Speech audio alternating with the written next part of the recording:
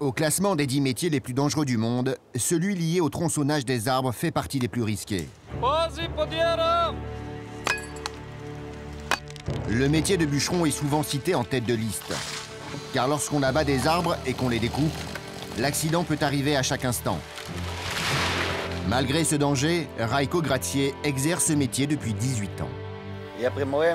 Mon voisin a eu un accident mortel dans la forêt. Il avait à peine commencé à abattre un arbre que celui-ci lui est tombé dessus et l'a écrasé. L'autre métier qui ne laisse aucune place au hasard est celui d'élagueur grimpeur. Suspendu à une simple corde, à plusieurs dizaines de mètres du sol, la moindre faute de sécurité ne pardonne pas. David Jaramillo pratique ce métier depuis 14 ans. Suspendu dans les airs, à la cime des plus grands arbres, il s'élance de branche en branche, jongle avec des tronçonneuses en marche, sans jamais avoir peur. Plus que je voyais des accidents autour de moi, plus que j'en avais moi-même, je me suis rendu compte que c'était vraiment un métier dangereux.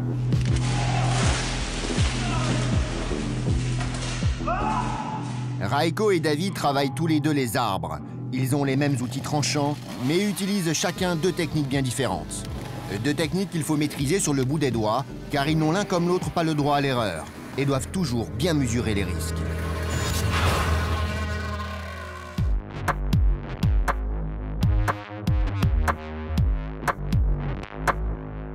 À Lévis, en banlieue de la ville de Québec, David Jaramillo et son équipe d'élagueurs s'apprêtent à grimper au sommet de peupliers géants, à plus de 25 mètres de hauteur, pour effectuer un nettoyage de saison.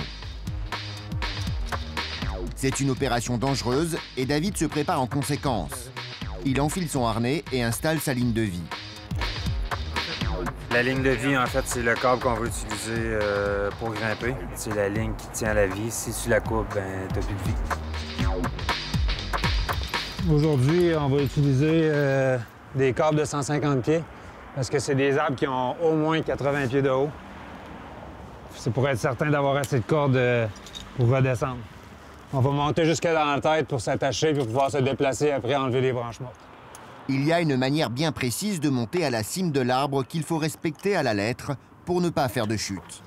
Il faut d'abord se hisser sur un appui solide et immédiatement se sécuriser en attachant son harnais à une grosse branche ou au tronc à l'aide d'un câble qu'on appelle une longe. Quand on grimpe, il faut toujours regarder où est-ce qu'on met les pieds parce que des fois, même avec beaucoup d'expérience, on peut mettre un pied sur une branche qui est morte sans s'en rendre compte.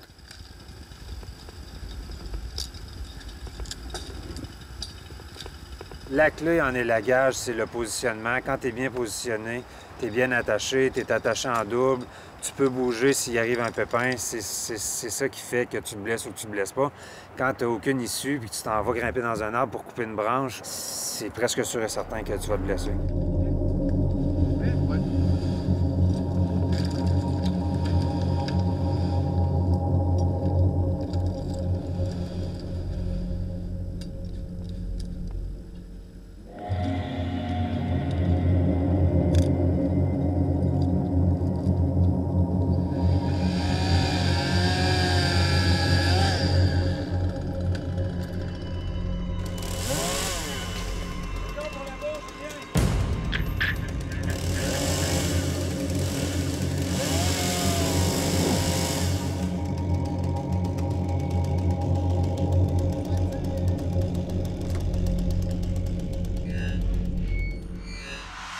Les élagueurs doivent à présent tailler une branche problématique coincée dans un câble électrique. C'est une des interventions les plus risquées du métier et une des plus mortelles.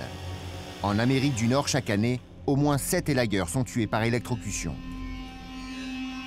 Eric, coéquipier de David, doit tronçonner à quelques centimètres du câble. S'il le touche, il sera électrocuté. C'est extrêmement dangereux. Pour quelqu'un qui ne connaît pas ça, c'est vraiment recommandé d'appeler un professionnel, de ne jamais s'approcher des fils électriques.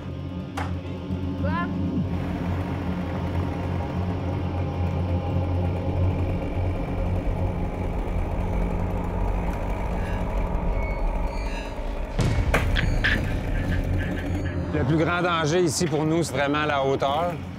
La rue, les piétons. Il y a toujours les curieux qui s'approchent, puis les véhicules.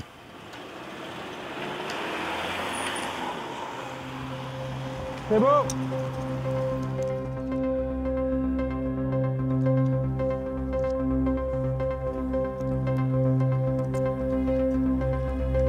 David et Eric doivent rapidement terminer leur travail et redescendre. La fatigue s'installe et la vigilance diminue. La période automnale, comme dans ces temps-ci, quand il fait froid, c'est plus exigeant physiquement. Si tu t'es couché trop tard, que ça va pas bien dans ta vie, c'est un métier que tu dois être extrêmement concentré. Je le vois fréquemment avec des jeunes, des employés qui sont soit trop téméraires, soit ils pensent qu'ils ont beaucoup d'expérience ou que carrément sont trop fatigués. Le risque il est multiplié par 10.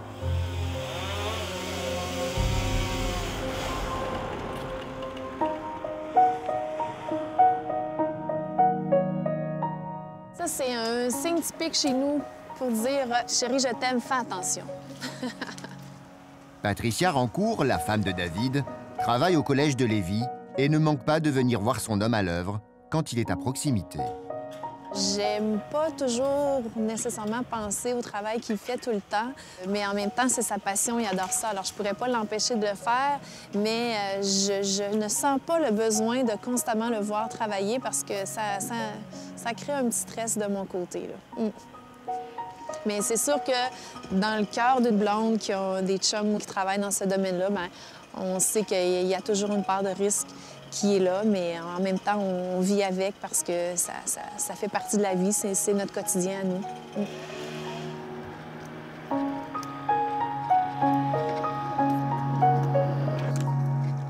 Désolé, je ne passerai pas la journée là. T'en veux, toi aussi?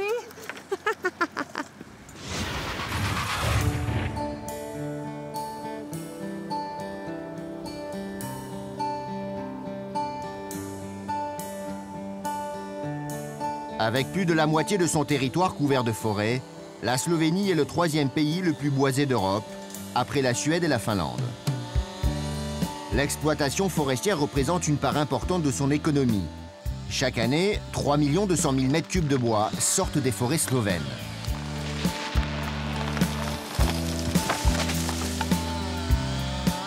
Dans la région de Sloven Gradec, près de la frontière autrichienne, Rajko Gracié est déjà au travail. Bûcheron depuis 18 ans, il connaît son métier sur le bout des doigts. Je vais préparer l'équipement. La tronçonneuse. Je vais la monter, régler la chaîne. On doit pouvoir l'écarter d'1 centimètre.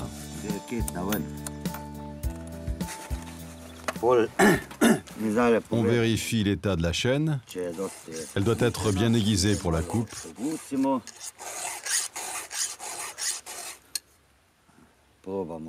On teste avec le doigt, on la tourne et on fait pareil de l'autre côté.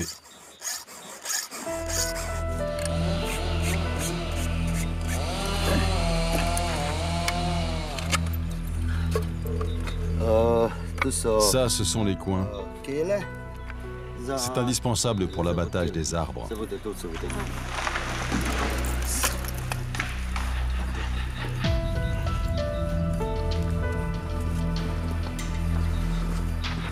Comme chaque jour, Rajko va abattre et ébrancher 4 à 5 arbres destinés à l'industrie du bois slovène. Il connaît les risques de son métier et les mesures de sécurité nécessaires pour se préserver des accidents. Au niveau sécurité, on a un casque anti-bruit, une visière pour se protéger les yeux, des gants. Je vais commencer à nettoyer autour du sapin. Pour mettre la tronçonneuse en marche, il faut la bloquer entre les jambes.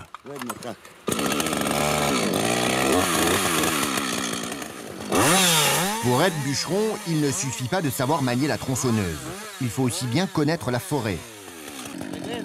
Il faut évaluer le poids de l'arbre. et savoir où il va tomber. Celui-là fait à peu près 2 tonnes.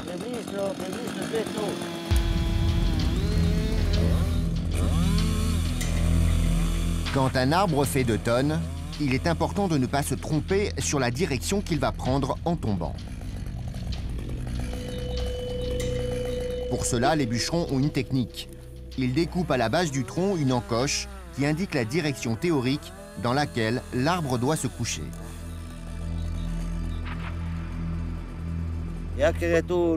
J'ai choisi cette direction parce qu'il y a de la place.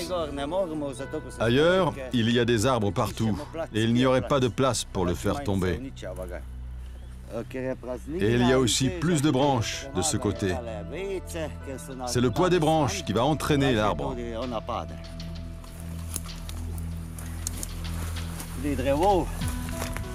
Si l'arbre est très gros et que la tronçonneuse est plus petite que le diamètre du tronc, on fait une coupe à l'intérieur.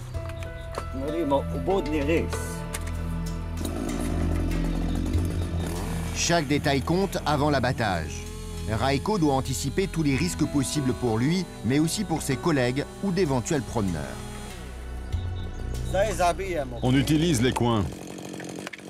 Il faut s'assurer qu'il n'y a plus personne aux alentours. Attention, ça va tomber! Abattre un arbre ne s'improvise pas. De nombreux accidents ont lieu pendant cette phase d'abattage où une simple erreur d'appréciation peut être fatale. De nombreux bûcherons professionnels y ont laissé la vie et des amateurs y ont même perdu leur maison. Ça tombe! Ça tombe!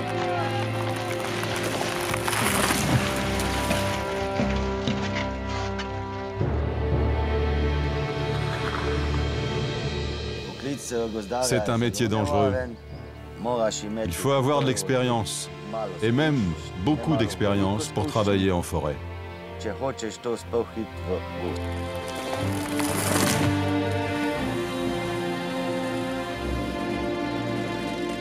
Une fois l'arbre abattu, Raiko doit procéder à la découpe de rondins de 5 mètres qu'il doit mesurer au millimètre près. Dans le même temps, il doit couper toutes les branches nécessaires pour rendre les rondins parfaitement nets. Cette phase est encore plus dangereuse que la précédente, surtout sur un terrain en pente comme celui-ci. Il faut être prudent, car si le tronc n'est pas bloqué, il risque de rouler. L'accident qui arrive le plus souvent, c'est si on reste sous le tronc, car il peut rouler sur le bûcheron.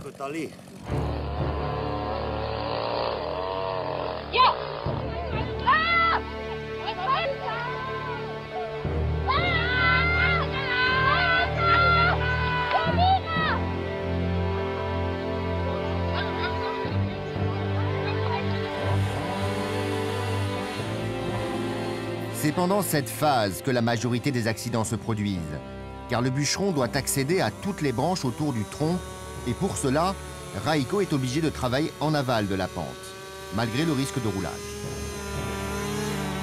Lorsque l'arbre est débarrassé de ses branches, Raiko peut enfin découper la grume, qui peut peser entre 300 et 500 kg. Pour cela, il termine systématiquement en amont pour éviter le drame.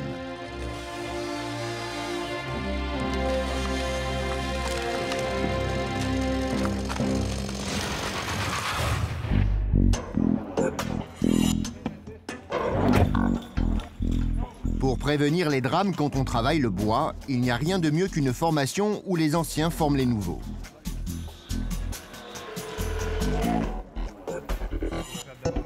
David rend visite à ses anciens professeurs et vient repérer les élèves qui ont du potentiel afin de les embaucher au printemps prochain. Les gars sont vraiment en déplacement là, sur Côte aujourd'hui. C'est vraiment là, comme un bon bulletin. C'est drôle de me retrouver ici aujourd'hui pour venir voir les étudiants parce qu'il y a 14 ans, c'est moi qui étais ici. Je me suis pratiqué à grimper dans ces arbres-là. 22 pieds, Manon. Dès leurs travaux pratiques, les élèves sont en situation dangereuse. Les professeurs sont particulièrement attentifs. Mais quand je reviens, je redescends. Je peux utiliser ma corde aussi comme corde de positionnement. Daniel Allard enseigne la profession d'élagueur. Il s'intéresse principalement aux nouvelles mesures de sécurité à prendre afin d'éviter le maximum d'accidents. Il y a beaucoup d'accidents dans ce domaine-là. Puis pas juste beaucoup d'accidents, mais beaucoup d'accidents qui sont majeurs. Un coup de scie à chaîne dans le bras, c'est fréquent. Des fois, il y en a qui perdent l'usage de certains doigts. Il y en a qui sont chanceux qui ne perdent pas trop l'usage. Donc là, bon, on essaie de leur montrer des techniques qui leur permettent de ne pas se blesser de cette façon-là. Oui, c'est vraiment important de le montrer. Lui, il était conformé que c'était pas bonne place. Non, fait que j'ai décidé de changer d'arbre. C'est très bien. C'est très bien. Quand tu es jeune, tu es invincible, la vie est belle, puis il n'y a pas de problème. Puis quand tu leur dis des choses, attache-toi, attention à la scie, ils ont la difficulté à comprendre tant qu'ils n'ont pas eu l'accident ou pas qu'ils ont rencontré quelqu'un qui a eu un accident. On a eu des cas, là, il y a 2 ans. Il y a un élève qui a tombé, puis il est paraplégique. Fait que sa vie est finie. Peu importe la blessure. Si t'es la gare, tu aimes ce travail-là, tu te coupes le bras, tu peux plus le faire, que tu viens paraplégique, tu peux plus le faire, ou quoi que ce soit, bien, c'est dur de changer de carrière par la suite quand tu aimes quelque chose. Ouais, salut. À demain. Salut, merci. Allez.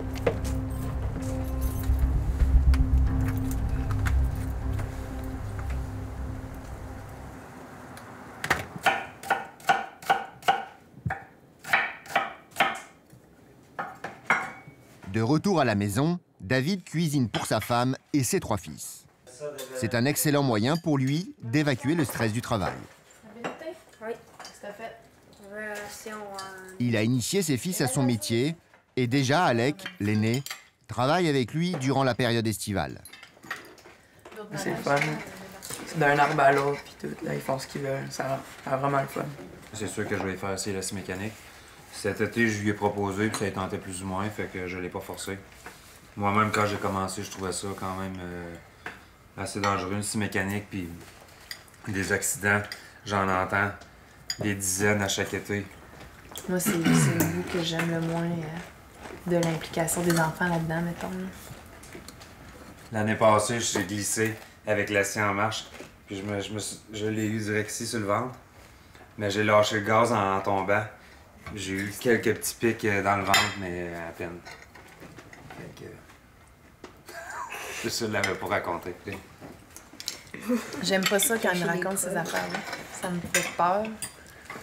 Puis j'aime mieux pas penser à cette réalité-là du travail. La réalité de ce travail, c'est le danger permanent qu'on soit élagueur ou bûcheron. Comme chaque matin, Raiko s'est levé aux aurores pour partir au travail. Et comme chaque matin, il est toujours vigilant à sa sécurité. Ce sont des chaussures de sécurité qui ont l'intérieur renforcé en métal. Les pantalons sont anti-coupure et aussi renforcés par du métal. Et la veste aussi, plus chaude pour l'hiver et plus légère en été, et aussi renforcée.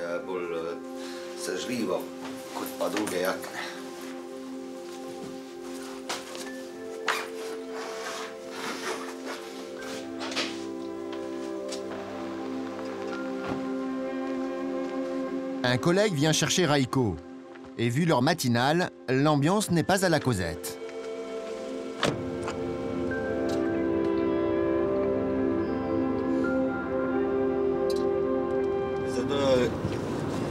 C'est silencieux dans la voiture parce que je dors encore. Il est 5h30 et on va aller prendre un petit café.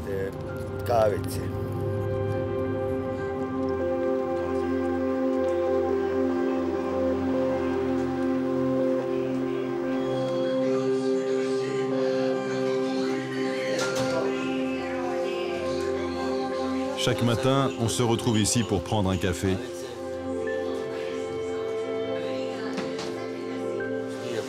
Parfois, notre chef nous rejoint. On fait une petite réunion. Il nous donne quelques instructions. Mais il ne vient pas tous les jours. Aujourd'hui, après une bonne heure d'attente, le chef de Raiko ne passera finalement pas. Tant mieux, il aura ainsi profité de son petit déjeuner au calme.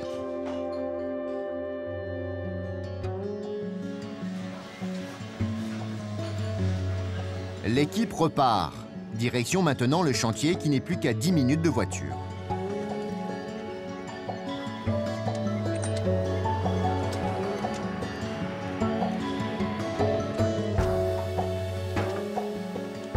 Il fait encore nuit quand le travail démarre.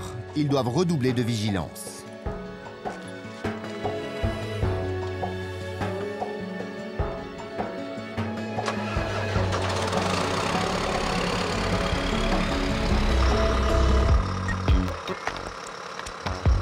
Aujourd'hui, Raiko va se mettre aux commandes du tracteur. Avec son collègue, ils vont devoir débarder tout le bois abattu la veille. Débarder, c'est sortir le bois de la forêt, une tâche physique qui peut s'avérer aussi dangereuse que l'abattage.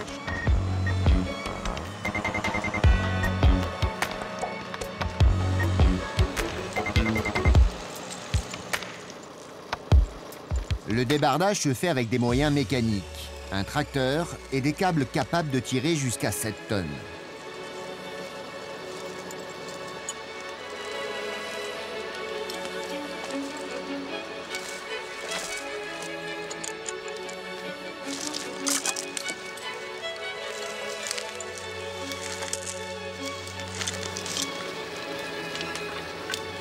La difficulté supplémentaire dans cette région est que les bûcherons travaillent souvent sur un terrain escarpé à flanc de colline. Comme pour les branchages, la règle en matière de sécurité est d'éviter de rester en aval de ces grumes en cas d'un accrochage défaillant. Chacune d'elles pouvant peser jusqu'à 500 kg et causer de gros dégâts si elles dévalaient la pente.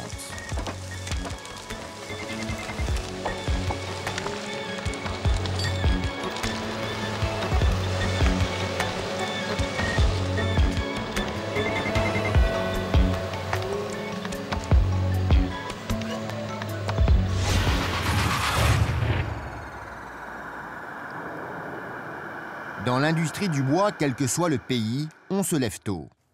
Il est 6h30 au Québec et David vérifie son matériel une dernière fois avant le départ. On manquera pas d'essence pour la journée. Ses collègues viennent le rejoindre et monteront avec lui à bord de son camion. J'ai apporté l'artillerie lourde au cas où. Ah, il va-t-il, là? Ouais, on va partir.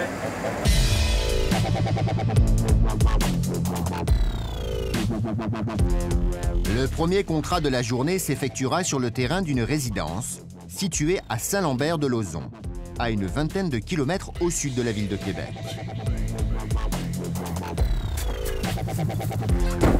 Donc, voici le spécimen. David arrive chez leur première cliente. Il doit abattre un gigantesque pin blanc d'Amérique envahi de champignons. L'environnement représente de nombreuses sources de danger pour l'abattage. Donc, ce matin, on va faire l'abattage en section du pin blanc. Il va falloir faire attention à la clôture. La piscine, évidemment, son gazebo. Tous les petits arbres alentours qu'elle veut conserver. Il ne faut pas les briser. Les fils électriques ici de l'autre côté. Donc, si je touche ce fil-là avec une branche, l'électricité passe dans la sève, passe dans mon corps, ressort par mes éperons et descend dans l'arbre. C'est ce qu'on veut éviter à tout prix. La grosse différence avec l'élagage, c'est que ce matin, je vais mettre des grimpettes ou des éperons. J'attache ça sur ma jambe et c'est les petits pics dans le tronc qui vont m'aider à grimper. David débute sa montée. Pour abattre un tel arbre, il lui faudra d'abord scier les branches au fur et à mesure qu'il grimpe. Arrivé à la cime, il coupera la tête, puis redescendra en coupant section par section.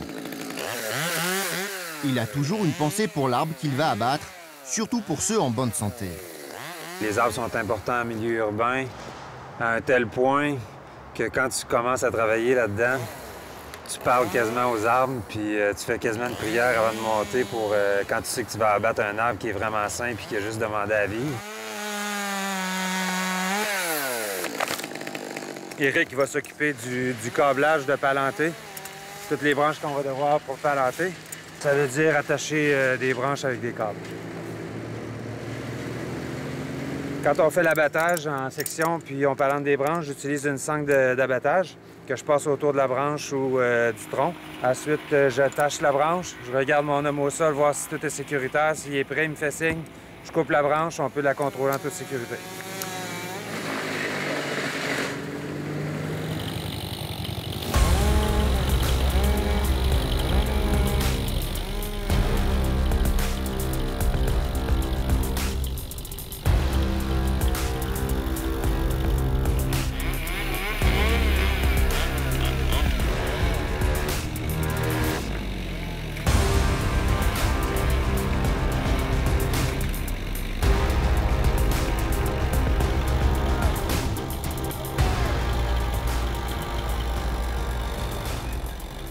Quand j'ai un gros abattage, plus il est compliqué, plus j'aime ça. Parle-moi pas d'une job qui a aucun obstacle, ça m'intéresse pas du tout. Je recherche toujours plus d'adrénaline dans mon travail.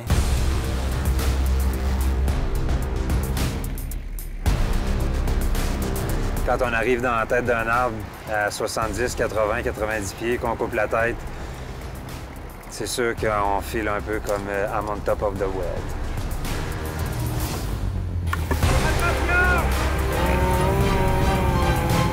Des fois, c'est sûr que je suis un peu chaud, je vais en donner pour son argent aux clients, mais en général, les clients aiment bien ça. Les moments que je me sens le mieux dans mon métier, c'est quand je prends des risques.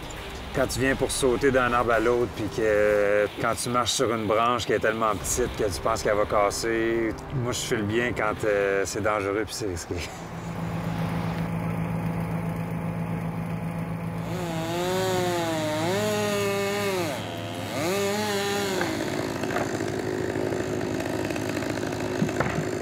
Là, j'ai terminé l'abattage.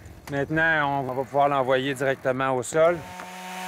Et pour abattre la dernière partie du tronc, ils vont devoir utiliser une corde pour éviter la moindre surprise.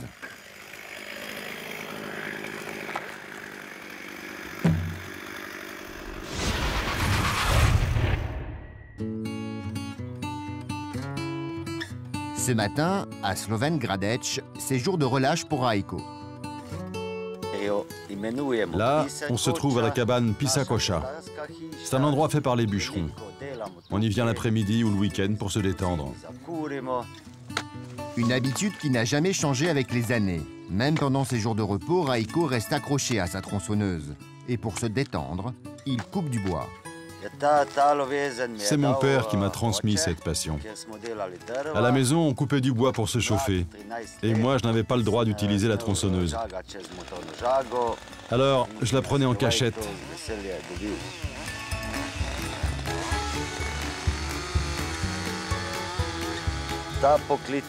Avec ma passion pour la tronçonneuse, j'ai commencé à réaliser des sculptures sur bois. Et après les sculptures, j'ai participé à des concours de bûcherons dans lesquels j'ai gagné des prix.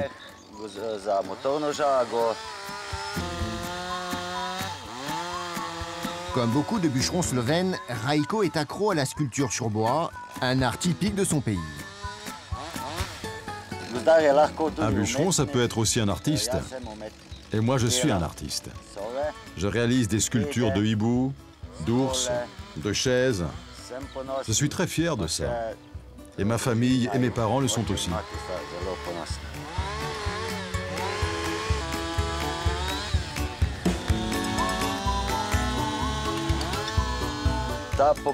J'ai cette passion parce que j'aime la forêt. Je n'ai pas fait d'école de bûcheron, mais quand j'ai commencé à travailler pour la société forestière GG de Sloven Gradec, j'ai été obligé de suivre une formation complète.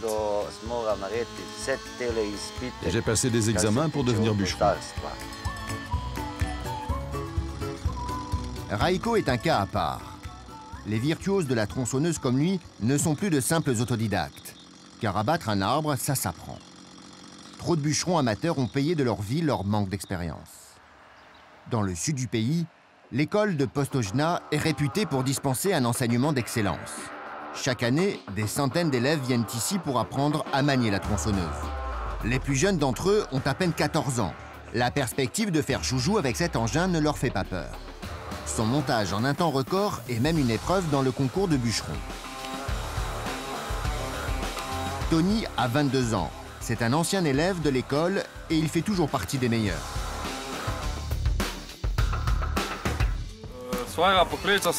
J'ai découvert ce métier chez un ami bûcheron, et c'est là que j'ai décidé de m'inscrire à l'école de bûcheron de Postojna. Mes études ont duré 3 ans et j'en suis sorti avec mon diplôme de bûcheron. Mon premier concours, c'était en 2e année. J'ai été sélectionné dans l'équipe de l'école pour participer à plusieurs concours. Dans ces concours, on a eu de bons résultats. On a gagné 2 fois la première place. On a obtenu le record. Grâce à mes résultats, j'ai été sélectionné au championnat du monde des bûcherons pour représenter la Slovénie en Pologne. Mais les champions slovènes ne sont pas épargnés par les accidents les plus graves. Je connais pas mal de gens qui sont morts. Un de mes collègues était en train d'abattre un hêtre. En tombant, l'arbre s'est bloqué sur un 2e hêtre. Il a voulu abattre le 2e arbre qui empêchait le premier de tomber. Mais quand il a commencé, le premier arbre s'est décoincé. Et il est tombé directement sur sa tête. Il est mort sur le coup. Cet accident m'a fait beaucoup réfléchir. J'ai appris qu'il ne fallait jamais travailler comme ça. Il ne faut jamais se précipiter. Il faut vraiment faire attention et vérifier que l'environnement est sûr.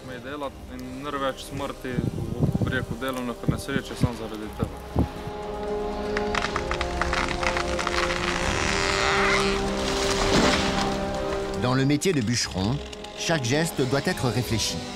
Et même avec toutes les précautions du monde, Tony a eu le droit lui aussi à une belle frayeur. J'ai eu un accident pendant les branchages.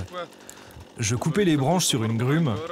Au moment où j'ai coupé les branches du dessus, celles qui étaient coincées dessous se sont libérées et elles m'ont ouvert à l'arcade. À quelques centimètres près, j'aurais pu perdre un œil.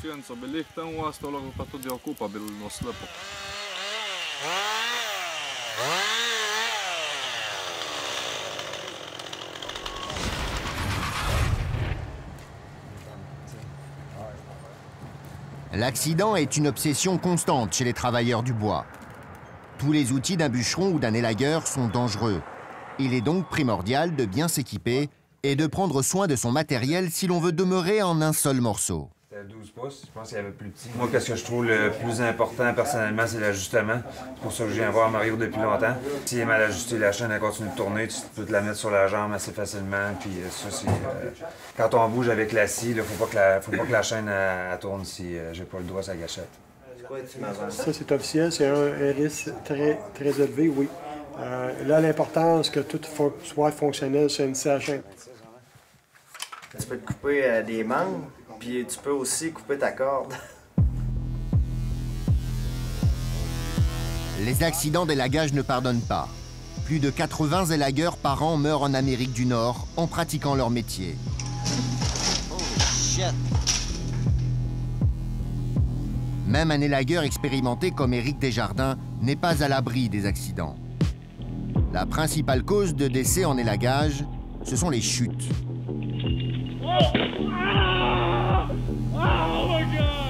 J'ai mal inséré mon mousqueton. D'habitude, je m'accote dans ma longe, puis je check si je suis bien attaché. Le tape tenait suffisamment pour tenir mon poids pas trop longtemps.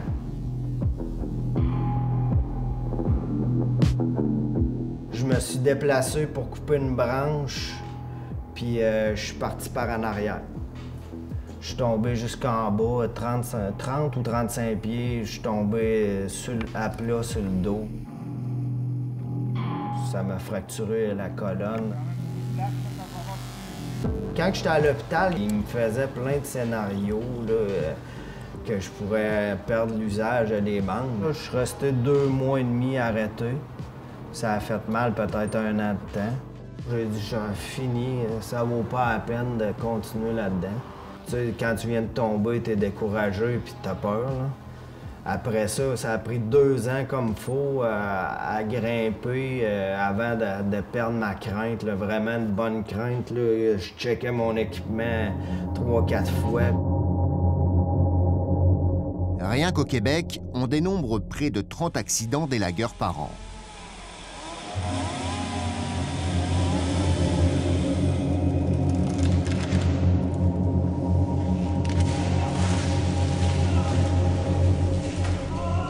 Eric fait partie de cette statistique déplorable. C'est le fun à se balancer. Quand tu es en confiance, on saute d'une branche à l'autre. On voit des paysages, on voit partout, on a de l'air frais. Moi, j'aime ça être dehors, tu sais. T'as l'impression de vivre. Une impression de vivre qui parfois amène à l'imprudence. Et c'est dès l'apprentissage qu'il faut en avoir bien conscience.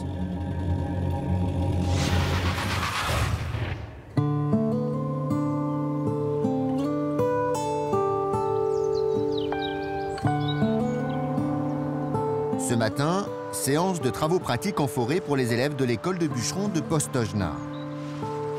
Sur cette parcelle dédiée aux exercices, les apprentis bûcherons vont apprendre l'art de l'abattage. Leur professeur, Borut Horvat, va mettre l'accent sur la sécurité avant tout.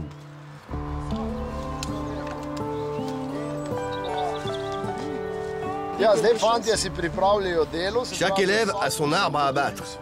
Avant l'abattage, tout le monde doit s'écarter à une distance de sécurité qui doit être de 2 fois la hauteur de l'arbre. Parce qu'on ne sait jamais quelle est sa taille exacte et parce qu'il peut casser les branches d'un autre arbre. Et ces branches, on ne sait jamais vraiment où elles peuvent tomber. Avant de commencer, on fait un premier appel pour annoncer qu'on va abattre. Attention, je vais abattre! On crie une deuxième fois quand on met les coins. Attention, ça va tomber! Et on crie une troisième fois au moment où l'arbre va tomber. Mais il ne suffit pas de crier. Il faut aussi vérifier autour de soi que tout le monde s'est bien écarté. Et que tout le monde a bien entendu le signal. Attention, ça va tomber! Ça tombe! L'abattage, Tony le maîtrise. Mais il sait que l'étape de l'ébranchage qui suit réserve aussi son lot de surprises. Ce travail reste dangereux car il y a beaucoup de tension dans les branches coincées sous l'arbre. C'est pour ça qu'il faut faire attention à l'endroit où l'on coupe. Il est très important de bien tenir sa tronçonneuse pendant les branchages. Il faut toujours la tenir à 2 mains, dont une sur le manche pour la maniabilité. Il ne faut jamais tenir la tronçonneuse au-dessus de la tête. Si tu la lâches, elle peut te retomber sur le visage. Je reste donc très concentré pendant mon travail, sinon c'est l'accident garanti. J'adore ce travail. C'est quand je suis en forêt avec ma tronçonneuse que je suis le plus heureux.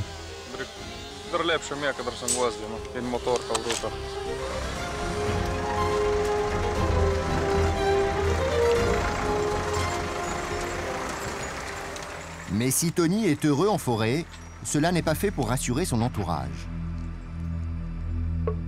Tony vit dans le village de Prüm, où il a sa ferme. Il est en couple avec sa petite amie Ursa, qu'il espère épouser prochainement. Si Ursa est fière de son champion, elle est tout de même inquiète. Pour moi, le métier de bûcheron reste très dangereux et ça me fait toujours peur. Moi, j'ai peur tout le temps. Et j'attends chaque fois son retour à la maison. J'aimerais bien qu'il trouve un métier moins risqué. Il y a assez de métiers en pleine nature où il peut trouver un travail sans risque.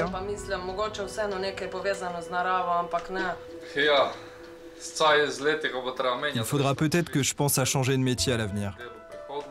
Je peux essayer de changer de travail, mais quoi qu'il arrive, je resterai dans la forêt. Les angoisses d'Ursa feront-elles changer Tony de métier? C'est loin d'être gagné.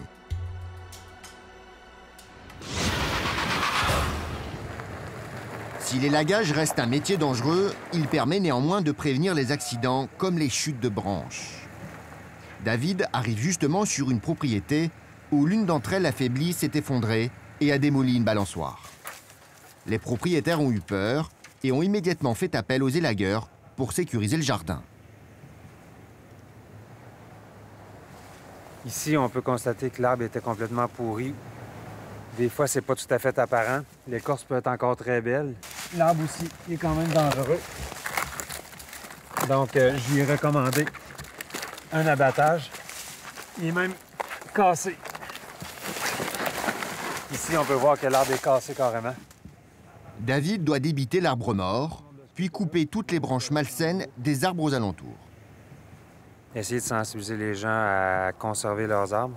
Surtout en milieu urbain, c'est très important. Ça sert de barrière, ça rehausse la valeur des terrains. C'est vraiment essentiel, en plus d'améliorer la qualité de l'air. Et en coupant pas ces arbres, ça permet aux poumons de la terre de s'oxygéner, et puis à ces arbres de vivre, et puis nous de vivre dans un cadre qu'on a choisi campagnard et qu'on veut préserver comme ça. Cette fois, c'est Éric qui grimpe et procède à l'abattage. David, lui, reste au sol pour recevoir les morceaux.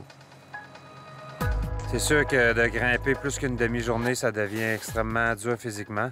Donc, c'est pour ça qu'on va alterner souvent de grimpeurs. C'est peut-être un peu plus sécuritaire dans ce cas-là.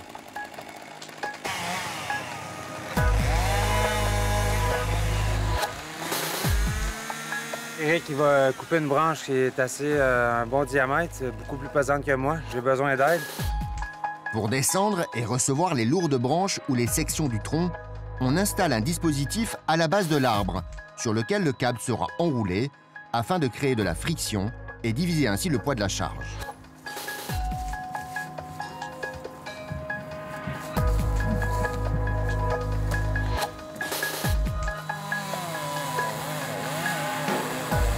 C'est le tronc qu'on va palanter. C'est une partie extrêmement dangereuse parce qu'on va faire quand même, avec la poulie, on va faire un genre de balancier. On va rediriger vers l'extérieur, rester extrêmement vigilant dans cette partie d'abattage-là.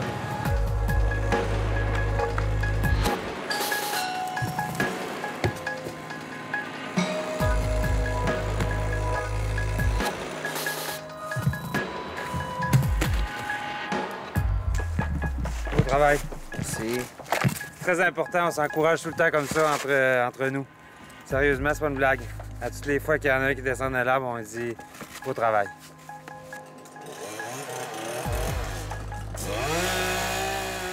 Julien, quant à lui, fait de l'élagage sur les autres érables et s'attaque à présent à des branches sensibles à proximité des câbles électriques. J'ai conseillé à la dame de couper les branches pour bien dégager son entrée électrique. Et pour l'opération, David va utiliser un sécateur. Mais là encore, le danger est bien réel. Si l'enclume de ma lame de sécateur descend sur le câble puis qu'elle ferme dessus, puis qu'on touche directement au fil à l'intérieur de la gaine, là, on peut avoir un choc, la lame elle peut fondre et ça fait une boule de feu. Et David sait de quoi il parle. Le bois est conducteur et peut provoquer des courts-circuits quand il s'en mêle dans les câbles électriques.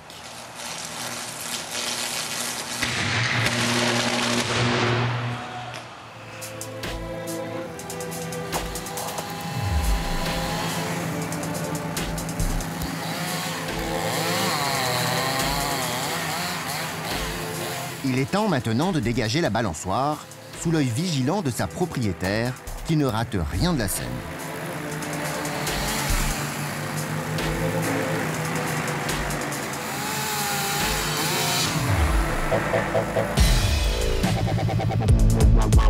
Tous les accidents ont été évités et tous les arbres de la propriété sont désormais sûrs. David et son équipe ont bien travaillé. Merci de m'avoir fait confiance. Merci. J'aime tout ce qui a trait à ce métier-là. On recherche tout le temps l'adrénaline, on devient accro, on recherche tout le temps d'en avoir de plus en plus. C'est certain qu'à un moment donné, on ne peut pas dépasser nos limites. Pour moi, il n'y a rien qui atteint ça. Je suis pas un gars de sport extrême trop. Fait que je vous dirais que ça se passe plus dans mon métier.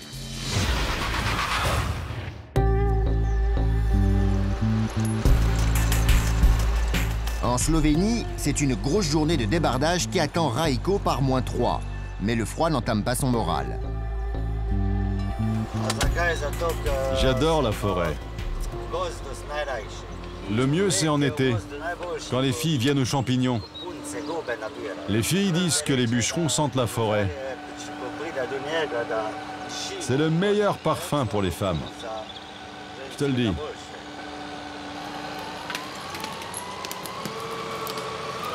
Ce parfum de la forêt, c'est ce qui met Raiko de bonne humeur chaque matin, quelle que soit la difficulté du travail à accomplir. Aujourd'hui, Raiko doit rassembler toutes les grumes coupées la veille par ses collègues. En moyenne, chaque bûcheron abat et ébranche 4 à 5 arbres par jour. Sur des sapins de 40 mètres de haut, cela représente 40 à 50 grumes à débarder. Il ne va pas chômer.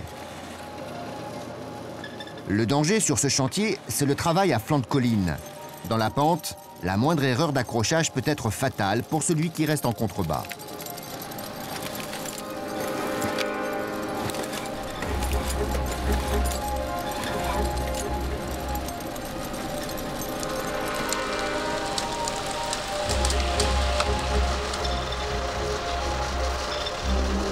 Et même lorsqu'il rejoint son volant, Raiko n'est pas plus en sécurité avec les 5 tonnes qu'il remorque.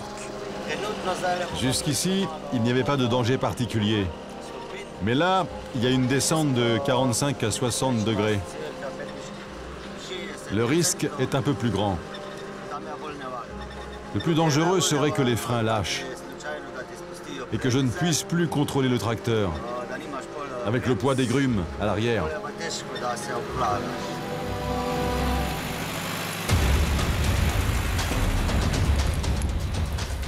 Avant de terminer sa journée, Raiko remarque un arbre dangereusement penché sous l'effet du vent. Il doit agir.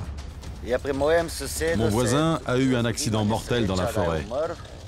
Il est parti seul, il y avait de la neige, les arbres étaient gelés, donc le poids sur les branches était plus important que d'habitude.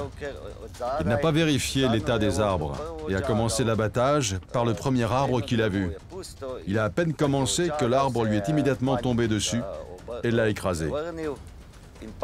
Et il en est mort. Cet accident m'a fait prendre une décision. Si je vois un arbre dangereux en forêt, même si ça doit me prendre 10 minutes de mon temps, je l'abats.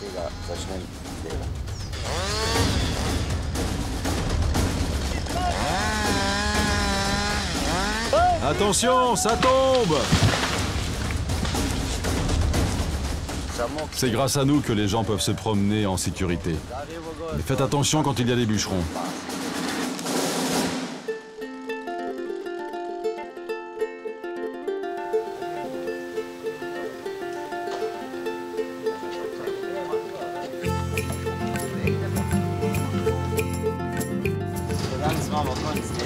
On a fini le travail de la journée. C'est la fin de l'année. Et pour fêter la fin de l'année, on va faire un bon déjeuner entre collègues. On va dans une ferme à 1000 mètres d'altitude. Aujourd'hui, c'est une ferme auberge pour les randonneurs.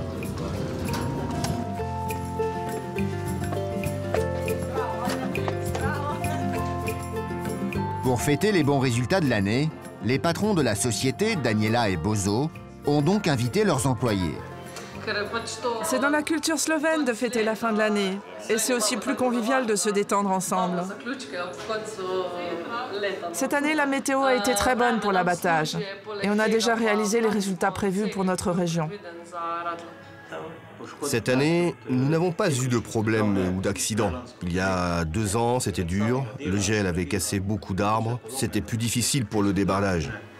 Il y a toujours des imprévus. Oui, c'est inévitable. Oui, c'est dangereux.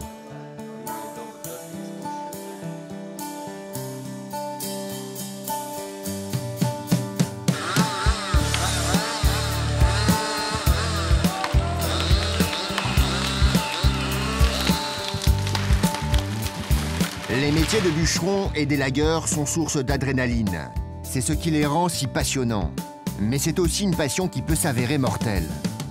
Alors, entre l'amour du métier et l'amour de la famille, leur cœur balance, mais garde toujours l'équilibre. Même s'ils sont conscients des risques, Raiko et David sont des professionnels. Ils ne sont pas prêts de lâcher leur tronçonneuse. Ils ont trop l'amour du métier.